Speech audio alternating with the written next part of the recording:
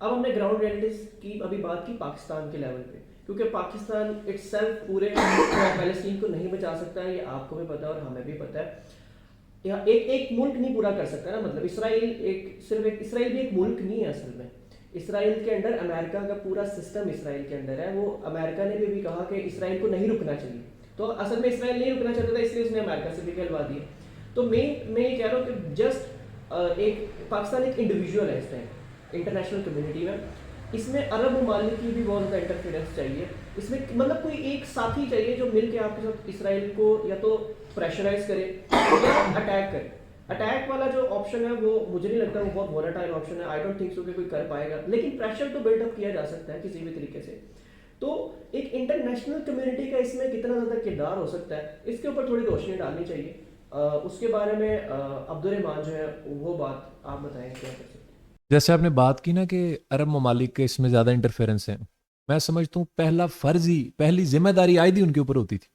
आप पैलेस्टाइन को जियोग्राफिकली देखें तो एक बॉर्डर उसका इजिप्ट को लग रहा है, रफा बॉर्डर जो है, और एक बहुत बड़ा एरिया जो है वो जॉर्डन को लग रहा है। आप दोनों ममालिक का देख लें कितना किरदार है। जो अटैक्स इसराइल के ऊपर हुए हमास की तरफ से, उसकी सबसे बड़ी उनकी कमज़ोरी थी उनके ख़वातीन और बच्चे।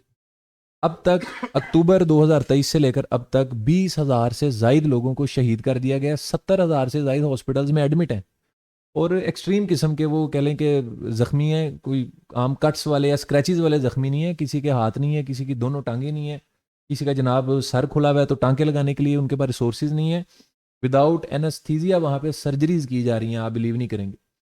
तो उनकी कमज़ोरी बने हुए थे ये औरतें और बच्चे। 70% ज़्यादा तादाद शोहदा में भी और ज़ख्मियों में भी औरतों और बच्चों की है।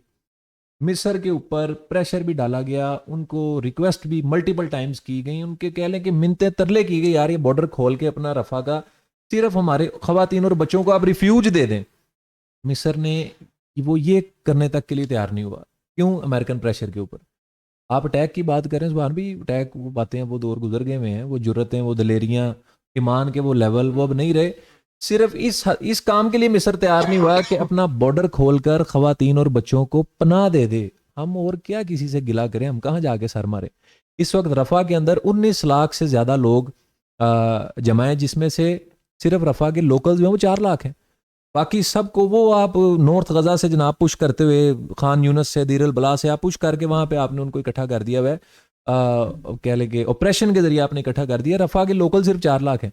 अब 19 लाख डिस्प्लेस्ड लोगों की एकोमोडेशन, उनका शेल्टर, उनकी फूड, रमज़ान का महीना है, ये सारे मामला कैसे हों। इवन कि अब ये बदकिस्मती से सुनना पड़ा है कि रफा बॉर्डर रिफ्यूज तो दूर की बात, अब वहाँ से सप्लाई भेजने में भी बहुत ज़्यादा मुश्किल हो रही है। 1000 में से 500 ट्रक वो वैसे रोक देते हैं। तो हम किन अरब ममालिक की बात कर रहे हैं।